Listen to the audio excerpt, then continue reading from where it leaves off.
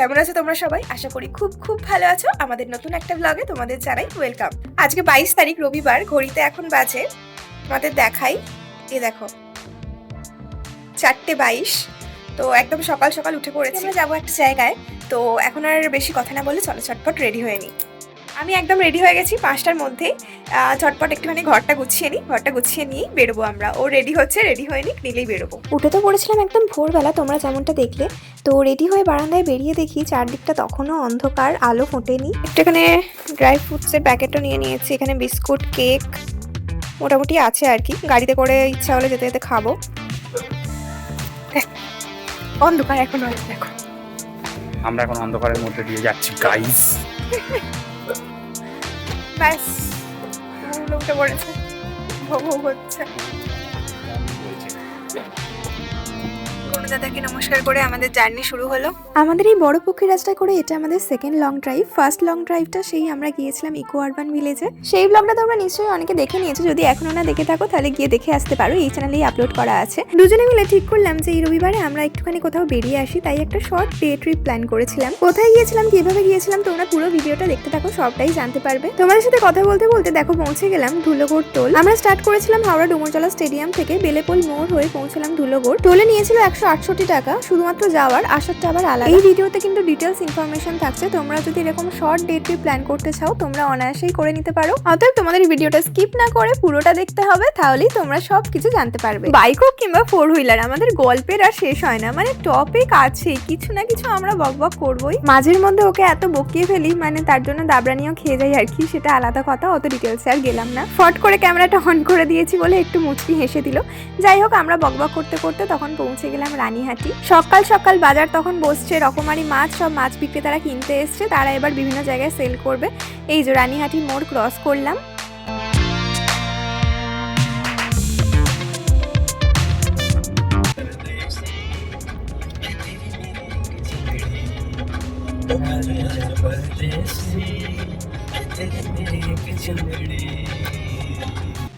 তোমরা যেমনটা দেখলে আমরা একদম সকাল সকাল বেরিয়ে পড়েছিলাম। তো আমরা যেখানে যাচ্ছি সেই লোকেশনটা আমি লোকেশনে গিয়ে তারপর তোমাদেরকে দেখাচ্ছি। এখন টাইম হচ্ছে ঘড়িতে মোটামুটি 6:30। আমরা মোটামুটি কটার মধ্যে পৌঁছাবো? 6:40 বাজছে। আমরা মোটামুটি 7টার মধ্যে পৌঁছে যাব। আমরা 7টার মধ্যে পৌঁছে যাব। তো ওখানে গিয়ে আমরা অনেকটা সকাল সকালই পৌঁছে যাচ্ছি। তো ওখানে গিয়ে আমরা কি করছি না করছি সবটা দেখতে থাকো তোমরা। আমরা চেন্নাই কলকাতা হাইওয়েটা ধরেছিলাম। এই যে দেখো সাইনবোর্ড দেওয়া আছে, সোজা গেলে লেখা আছে পাঁশকুড়া, আর বাঁদিকের রাস্তাটা ধরলে দেউলটি। এই যে দেখো সোজা গেলে ফ্লাইওভার উঠে যাচ্ছে, আমরা ফ্লাইওভারে আর না উঠে বাঁদিকের এই সার্ভিস রোডটা নিয়ে নিলাম। এই রাস্তাটা দিয়ে সোজা গিয়ে ব্রিজের নিচে দিয়ে ডান দিকের রাস্তাটা ধরবো আমরা।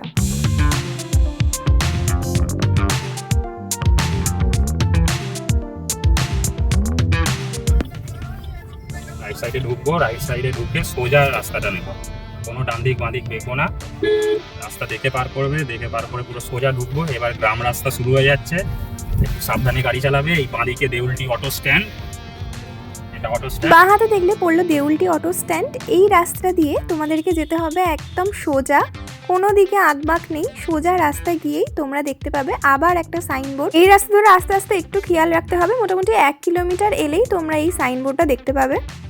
এই যে কথা শিল্পী শরৎচন্দ্র চট্টোপাধ্যায়ের বাসভবন, ওইখানেতে সবুজ বোর্ডে লেখা আছে। তো এইটা থেকে লেফট সাইড নেবে তোমরা। তাহলে তোমরা তো বুঝতেই পেরে গেলে আমরা কোথায় গিয়েছিলাম। আমরা গিয়েছিলাম শরৎচন্দ্র চট্টোপাধ্যায়ের বাড়ি দেখতে। লেফট টার্ন নিয়ে তোমরা একদম সোজা রাস্তাটা আসবে, সামনে একটা শরৎচন্দ্রের একটা স্ট্যাচু দেখবে তোমরা। এই স্ট্যাচুটা দেখে ডান দিক বাঁ দিক কোন দিকে যাবে না, সোজা রাস্তাটা নিয়ে নেবে। এসে গেছি আমরা প্রায় একদম কাছে, আর 90 মিটার মতো রাস্তা।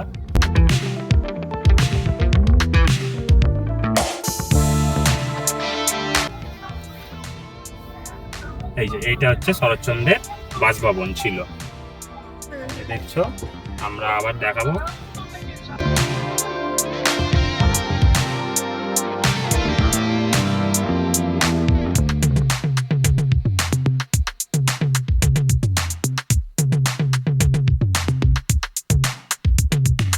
বাসভবনের উল্টো দিকেই গাড়ি পার্কিংয়ের একদম সুন্দর ব্যবস্থা আছে, অনেকটা জায়গা আছে।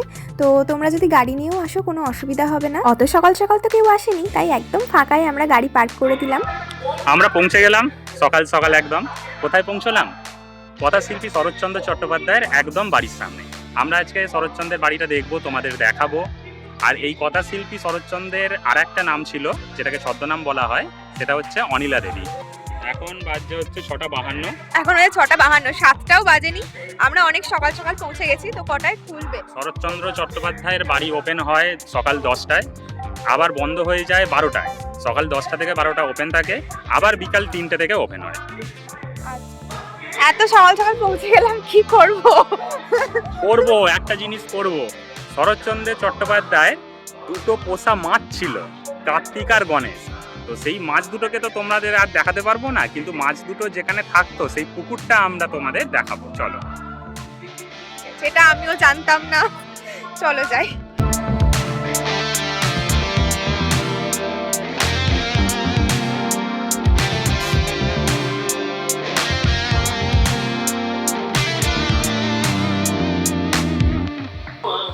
এই পুকুরেই থাকতো শরৎচন্দ্র চট্টোপাধ্যায়ের দুটো পোষা মাছ, যার নাম কার্তিক আর গণেশ।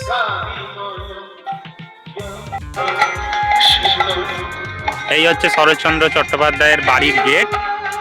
আর ওপরটা দেখো, ওপরে সুন্দর একটা বোগেনভেলিয়া গাছ আছে, পুরো ঝাড় হয়ে আছে। ভেতরে অনেক রকমের গাছ আছে, যখন আমরা ভেতরে যাব তখন তোমাদের দেখাবো। হাতে অনেকক্ষণ সময় আছে, আমরা একটু রূপনারায়ণ নদীর ধারে ঘুরে আসি। চলো।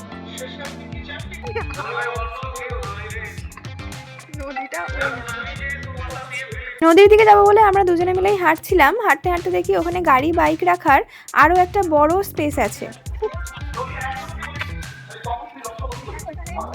চা কফি যা তোমরা খেতে চাইছো, ব্রেকফাস্ট তোমরা পেয়ে যাবে। এখানে আবার পিকনিকও করা যায়। দেখো, পিকনিক করতে আসলে এই নাম্বারে যোগাযোগ করে নিতে পারো। এইখানে রান্নার সব বাসনপত্র দেয়, চেয়ার, টেবিল, গ্যাস, ওভেন সবই পাওয়া যায়। এই নাম্বার দেওয়া আছে, এই নাম্বারে কন্ট্যাক্ট করে নিতে পারো। আমরা বডিগার্ড নিয়েছি, বডিগার্ড। এই যে আমাদের বডিগার্ডগুলোকে দেখে নাও, চলে আয় বডিগার্ড। এই যে তোমরা দেখছো, আমরা এসে গেছি এখন রূপনারায়ণ নদীর ধারে। চলো তোমাদের দেখাই নদীটা। কি সুন্দর। দেখো ওই দূরে একটা নৌকা, কি ছোট্ট লাগছে ফোনে। পুরো কুয়াশা হয়ে আছে, দূরে পুরো কুয়াশা, জলটা পুরো ভর্তি জল পুরো।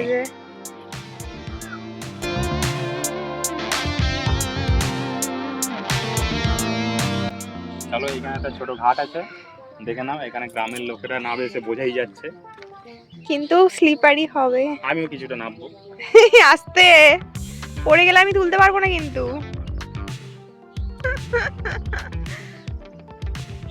সুন্দর, দারুণ লাগছে। যত দূর চোখ যায় নদীটা গেছে, আর নদীর ওপরটা পুরো কুয়াশা সাদা হয়ে আছে। তোমরা ভাবছো এত সকাল সকাল কেন আমরা এলাম? 8টা সাড়ে 8টাতে বেরোলেও হতো, কিন্তু আমার ইচ্ছা ছিল এই নদীর তীরে একদম সকালের দৃশ্যটা আমরা দুজনে মিলে বসে একটু এনজয় করব, টাইম স্পেন্ড করব দুজনে একসাথে। নদীর ধারে রাস্তাটা দিয়ে আমরা হেঁটে হেঁটে অনেক দূর পর্যন্ত চলে গিয়েছিলাম।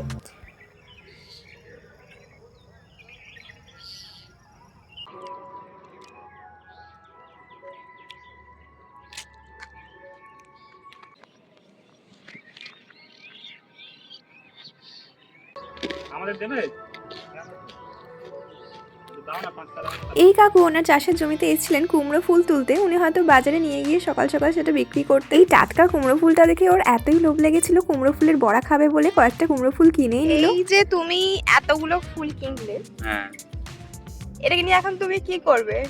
আমরা ছবি খাবো। ভিডিও তুলবো এখন এইখানে দাঁড়িয়ে নদীর ধারে, তাহলে তুমি ফুল নিয়ে দাঁড়িয়ে থাকো। আমি কিন্তু দেবো না। শোনো, তুমি তুমি দাঁড়িয়ে থাকো নিয়ে। তুমি শোনো কথাটা, তুমি তো বলছিলে ছবি টবি তুলবে, তুমি ধরো, আমি ভালো ভালো তুলে দিচ্ছি ছবি। তুমি এই জন্য তুমি কুমড়ো ফুল কিনেছো তুমি। এখানে আর কি, তোমার এইখানে দাঁড়াও দাঁড়াও দেখি। এই পোকা আছে, দূর বাবা। কুটকুট করছে। আর এটা কি আরে। চুলের মধ্যে দিয়ে দেয় না। আরে বাবা রে, লোকে বড়ই যাচ্ছে। লোকে গার্লফ্রেন্ডকে গোলাপ দেয়, বউকে গোলাপ দেয়, তুমি কুমড়ো ফুল দিচ্ছ, আমার কানে কুটকুট করছে। মজা হয়েছে, দেখাও দেখাও ক্যামেরায় দেখাও পুরোটা। খুব সুন্দর লাগে। কুমড়ো গাইস, এটা আমার কুমড়ি পেয়েছে কুমড়ো ফুল। আমরা এখন কুমড়ো ফুল নিয়ে ছবি তুলবো।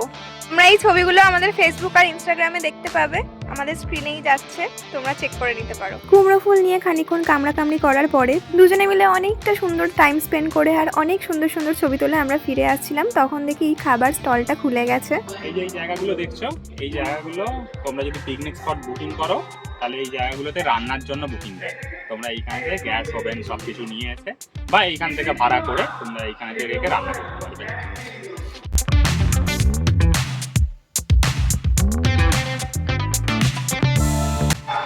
আমরা তখন নদীর ধারেই বসেছিলাম, খুব মনোরম পরিবেশ, শান্তশিষ্ট।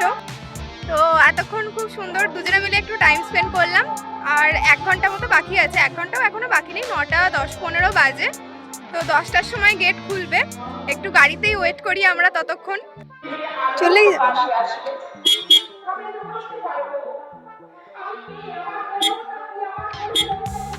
আমি তো গেলে আবার তুমি আমাকে ঢুকতে দেবে না, আমি জানি, আবার বলবে গাধা মুরগি।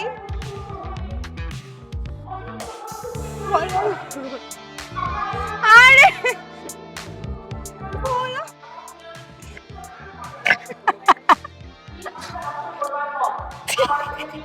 কি হয়েছে, মুখটা ওরকম করছো কেন তুমি? কি হয়েছে বলো, দেখাচ্ছি কি হয়েছে। এই যে এইটার জন্য মুখটা এরকম করে বসে আছে, আমি ক্লিপটা এখানটা টাঙিয়ে রেখেছি বলে ওই জন্য। কি হয়েছে, আমি তো এটা তো প্লাস্টিকটা আছে তো, তো রাখবো না আমি ক্লিপটা। আরে কোথায় ব্যাগে লাগিয়ে রাখবে, কোথায় বালিশে লাগিয়ে রাখছো, এখন গাড়ির এখানে লাগিয়ে রাখছো। ওটা মাথায় লাগানোর জিনিস। আমাদের মাথায় তো লাগছে, ওই জন্য তো আমি এখানে রাখলাম। একটা লম্বা প্রতীক্ষার পরে আমরা ঢুকলাম বাড়ির ভেতরটা। তোমাদের পুরোটা ঘুরে দেখাবো আর সব কিছু ইনফরমেশন দেবো। তো চলো ভেতরটা ঘুরে দেখা যাক।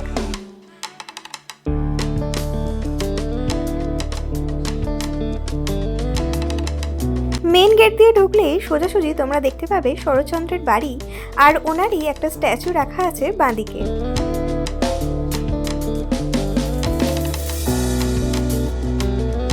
এরপর আমরা গেলাম বাড়ির দিকে, ওখানে জুতো খুলে তারপর ঢুকতে হয়। দেখলাম বাইরেটাই এই বয়স্ক ভদ্রলোক বসে আছেন যাকে তোমরা দেখছো। উনিই বললেন ভালো করে কিন্তু ছবি ভিডিও তুলো, কাজে লাগবে। হ্যাঁ ঠিক আছে। উনি এত সুন্দর করে বুঝিয়ে বলে দিচ্ছিলেন এই বাড়িটা সম্পর্কে বা শরৎচন্দ্র চট্টোপাধ্যায় সম্পর্কে। আমার ওনার ভয়েসটা দেওয়ারই ইচ্ছা ছিল, কিন্তু বাইরে এত জোর মাইক চলছিল যে আমার সম্ভব হয়নি দেওয়া। 12 বছর ছিলেন, প্রত্যেকটা জায়গা ছবি তুলিবে না। এটা উনি যা যা বলেছেন আমি তোমাদেরকে সেরকম ভাবেই বলে দেওয়ার চেষ্টা করছি। এই রুমটা ছিল শরৎচন্দ্র চট্টোপাধ্যায়ের লেখার ঘর। এই চেয়ারটায় বসেই উনি লিখতেন। পাশের র্যাকটায় তোমরা লক্ষ্য করো, এখানে রাখা আছে ওনার জুতো, আর ইজি চেয়ারের পাশেই রাখা আছে ওনার লাঠি। চেয়ারটায় রাখা আছে ওনার ছবি আর হিরণময়ী দেবী মানে ওনার স্ত্রীর মৃত্যুশয্যার ছবি। আর এই যে ছবিটা তোমরা দেখছো এটা হলো শরৎচন্দ্র চট্টোপাধ্যায়ের ভাই মানে প্রকাশচন্দ্র চট্টোপাধ্যায়ের ছবি। এবার চলো তোমাদের পাশের রুমটাতে নিয়ে যাই। এটা বৈঠকখানা ছিল, এখানে বিপ্লবীদের মিটিং হতো। নেতাজি এসেছিলেন দুবার, রাসবিহারী বসু, মায়া যতীন, বিপিন বিহারী গাঙ্গুলি, চিত্তরঞ্জন দাস সব নদী পথে এসে রাতে মিটিং করতেন। ওনার কথাগুলো শুনতে এত ভালো লাগছিল, মনে হচ্ছিল যেন আবার সেই দিনগুলো ফিরে এসেছে। ঘরটায় অনেক পুরনো দিনকার আসবাবপত্র ছিল। এই যে ঘড়িটা তোমরা দেখছো এটা 100 বছর পুরনো ঘড়ি, এখনো একবার দম দিলে নাকি 7 দিন চলে। এটা চিকিৎসার জন্য বিনা পয়সায় গরিব দুঃখীদের হোমিওপ্যাথি চিকিৎসা করতেন। সরকার হয়েছে হাওড়া জেলা কংগ্রেসের প্রেসিডেন্ট ছিলেন, তখন জাতীয় কংগ্রেসের সিম্বলটা এই চরকা, এই যে চেয়ারটা রয়েছে উনি বসে চিকিৎসা করতেন, গরিব দুঃখীদের বিনা পয়সা হোমিওপ্যাথি চিকিৎসা করতেন। এই খাঁচাতে ময়ূর পুষতেন, এখন ময়ূর রাখা নিষেধ, তাই ময়ূর রাখা হয় না, এই খাঁচাতে ময়ূর পুষতেন।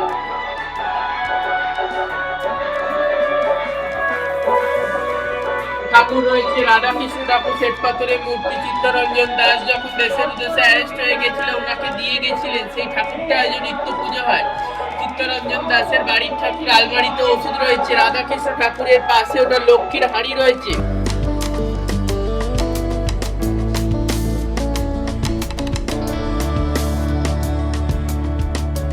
আমার নাম দুবাইপতি, আমরা বংশ পরম্পরা ধরে বাড়ি দেখাশোনার দায়িত্বে রয়েছে। ওনার নাতি দেখেন কলকাতা কসবায়, নাতির নাম জয় চট্টোপাধ্যায়। উনি আমার বাবার উপরে বাড়ি টোটাল দায়িত্ব দিয়ে রেখেছেন। আমার সাথে যোগাযোগ করতে হলে আমার যোগাযোগের নাম্বারটি হলো 8537998629। যারা রূপনারায়ণ নদীর পিকনিক ও হোমস্টের জন্য যোগাযোগ করতে পারেন। এইটা ধানের গোলা, ধান থাকতো আর টালির চালে, একটা হচ্ছে ঠাকুর ঘর। আর তখনকার দিনে বাথরুম বাড়ির বাইরে, এইখানে রান্নাঘর ছিল, দোতলা 78 বনের রান্নাঘরটা পড়ে যাবে, রান্নাঘরটা তৈরি হয়নি ফাঁকা জায়গাতে। আর এই যে সিস্টেমটা করা রয়েছে এটা হচ্ছে ভাতের ফ্যান করানোর জন্য। এটা বিপ্লবীদের পাঠিয়ে যাওয়ার রাস্তা, কোন রাস্তা, ব্যাক রোড, সবুজ রঙের গেট।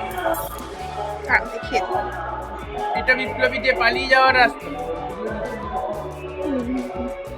খুব ভালোভাবে উনি আমাদেরকে বলে দিচ্ছিলেন, বুঝিয়ে দিচ্ছিলেন যে কোথায় কি ছিল, বিপ্লবীরা নদী পার হয়ে কোন গেট দিয়ে ঢুকতেন, কিংবা কোনো গন্ডগোলের আভাস পেলে আবার কোনটা দিয়ে তাদের পালিয়ে যাওয়ার পথ ছিল, এই সব আমরা ঘুরে দেখলাম। তারপর আমরা গেলাম ওপরের ঘরগুলো দেখতে। ওপরতলাতেও ছিল দুটি বড় বড় ঘর, আর সেই আগেকার দিনের আসবাবপত্র, তক্তপোষ, ইভেন এই বেঞ্চটাও দেখো একদম আগেকার দিনের। এই ঘরগুলোর চারপাশ দিয়েই তোমরা ঘুরে দেখতে পারবে। ওপর থেকেও তোমাদের একবার নিচের ভিউটা দেখিয়ে দিই।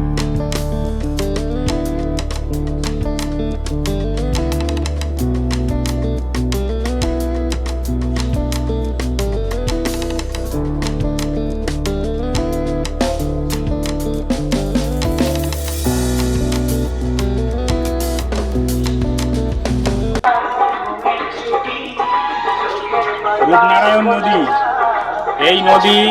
এই নদী পেরিয়ে বিপ্লবীরা আসতো। বিপ্লবীরা এসে আমাদের এই শরৎচন্দ্রের বাড়িতে মিটিং করতো। এইখানে মিটিং করে যেত। এখানে নেতাজি সুভাষচন্দ্র বোস এসছেন, আরো অনেক বিপ্লবীরা এসছেন। এইখানে নদী পেরিয়ে আসতেন, আবার নদী পেরিয়ে চলে যেতেন। তোমাদের উপরতলার এই লনটা একবার পুরোটা ঘুরে দেখিয়ে দিই চলো। তোমরা যারা ভিডিওটা দেখছো তারা একবার পজ করে আমাকে ঝটপট কমেন্ট করে ফেলো তো দেখি, যে কারা কারা এখানে আগে এসছো, ভিজিট করে গেছো এই প্লেসটা। আমরা তো একদম বাড়ির সামনেটাই পার্কিং করেছিলাম। আমরা উপর থেকে দেখছিলাম যে আমাদের গাড়ির পাশেই আরেকটা গাড়ি এসে পার্কিং করেছে। যত বেলা বাড়তে শুরু করেছে ততই দেখি লোকজনের ভিড়ও বাড়ছিল। আমাদের মোটামুটি 1-1.5 ঘন্টার মধ্যেই সমস্তটা ঘোরা হয়ে গিয়েছিল।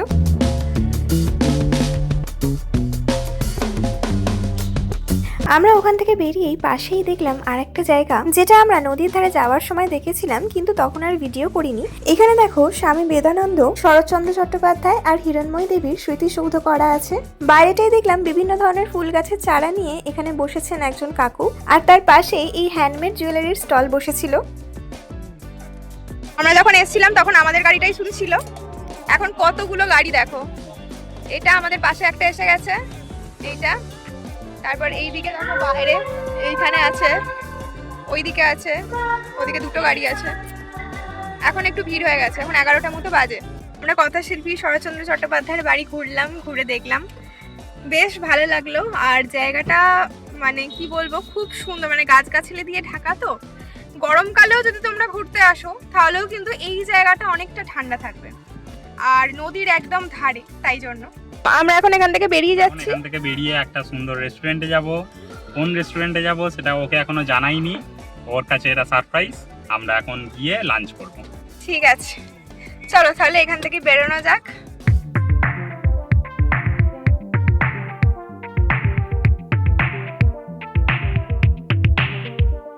আমরা ওখান থেকে বেরিয়ে পড়েছিলাম 11:30 নাগাদ। আমি তো ভেবেছিলাম বাড়ির পথেই যাব, কিন্তু দেখলাম কোলাঘাট ব্রিজ ক্রস করে ওই দিকে যাচ্ছে, কোনো একটা রেস্টুরেন্টে নিয়ে যাচ্ছিল। আমাদের গাড়ি নদী পারাপার করে গেল। আমি প্রায় 108 বার জিজ্ঞেস করে ফেললাম কোন রেস্টুরেন্টে যাচ্ছি, কোথায় যাচ্ছি, আমাকে কিচ্ছু বললো না। শেষে দেখি কোথায় গাড়ি থামালো, তোমরাই দেখো।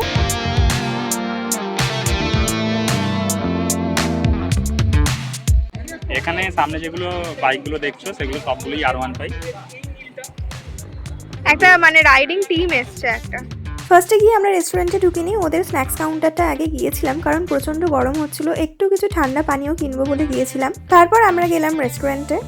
আমরা এখন দোলনায় বসে এত আগে চলে এসছে, আর কিছু কাজ নেই দোলনায় দুলছি ওই জন্য। সকাল থেকে তো সেরকম কিছুই খাওয়া হয়নি, ওই ড্রাই ফ্রুট যেগুলো নিয়ে গেছিলাম সেগুলোই খেয়েছিলাম। এই দুজনেই ভাবলাম বেকার আর বসে থেকে কি করবো, লাঞ্চটা অর্ডার দিয়ে দিই। ওদের গ্রাউন্ড ফ্লোরের নিচে বেসমেন্টে একটা বসার জায়গা আছে, ওটা পুরোটাই এসি ছিল, তাই ওখানেই গেলাম। আমরা অনেকবার শের বেঙ্গল এসেছি, কিন্তু এই নিচের পার্টটায় কোনোদিন আসিনি। নিচেটা পুরোটাই এসি। আর এইখানে দেখো কি সুন্দর একটা দুর্গার মূর্তি আছে, তোমার সমস্ত ছেলে মেয়েদের নিয়ে বসে আছে। তো এখন আমরা এসেছি শের বেঙ্গলে। শের বেঙ্গলে আমরা নেব হচ্ছে একটা চিকেন থালি, একটা মটন থালি, আর এটাই ছিল ওর আজকে লাঞ্চের সারপ্রাইজ। কোথায় খাবো করছিল। আমার সারপ্রাইজ ভালো লেগেছে, থ্যাংক ইউ, কিন্তু খুব খিদে পেয়ে গেছে। সত্যি সত্যি ভীষণ খিদে পেয়ে গিয়েছিল। খাবারগুলো আসার পর তো আরো বেশি খিদে পেয়ে গিয়েছিল সেগুলো দেখে। আমরা তো নিয়েছিলাম 2 রকমের থালি, অনেকগুলো আইটেমই ছিল, তোমাদের এক এক করে সবগুলোই বলে দেবো। চিকেন থালি আর মটন থালি, তো কী কী দিচ্ছে সেটা একবার তোমাকে দেখিয়ে দিই। এখানে রাইস দিয়েছে, পাঁপড়, আলু ভাজা, পেঁয়াজ লঙ্কা। এখানে আছে চিকেনে কি আছে বলো? চিকেনের পিসটা অনেকটা বড় দিয়েছে, একটা চিকেন আর এটা আলু, তারপর আর ডাল আছে, মিষ্টি আছে, এখানে চাটনি আছে, পায়েস আছে, এখানে একটা ভেজিটেবল তরকারি আছে, এটা মনে এঁচোড়ের হচ্ছে তরকারি। এঁচোড়ের তরকারি, হ্যাঁ। আর এটা হচ্ছে মাটন আর থালি, এখানে এখানে মটন সবই সেম আছে, তো মাটন 2 পিস আছে আর একটা আলু আছে, বাকি সব সেম। সেম আছে। আর আমরা একটা কোল্ড ড্রিঙ্কসও নিয়ে নিয়েছি ঠান্ডা।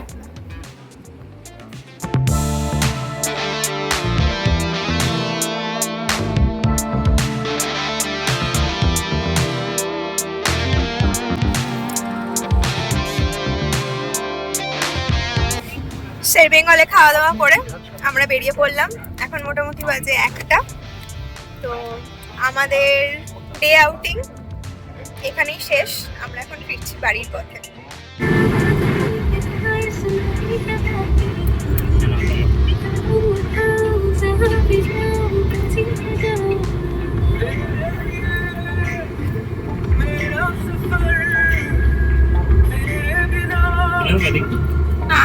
আমরা একটা ছোটখাটো ডে আউটিং ট্রিপ করলাম।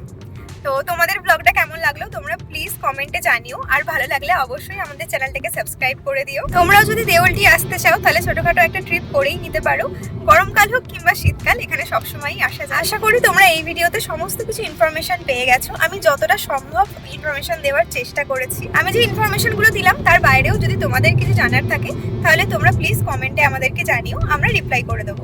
তোমরা কিন্তু আমাদের অবশ্যই কমেন্ট করে জানিও তোমাদের এই ব্লগটা কেমন লাগলো। আর নেক্সট ব্লগগুলো কিন্তু আরও বেশি ইন্টারেস্টিং হতে চলেছে, তো আমাদের পাশে থাকো। আর প্লিজ আমাদের চ্যানেলটাকে সাবস্ক্রাইব করে দিও। তাহলে আজকের মতো এই ব্লগটা এখানেই শেষ করলাম। দেখা হচ্ছে তোমাদের সাথে খুব তাড়াতাড়ি আবার একটা নতুন ব্লগে। আজকের মতো টাটা। अब आँखों को ख्वाब भी ना बदलती है साहिबा, तू ही मेरा आईना, हाथों में भी मेरे हाथ तेरा ही नसीब आता है।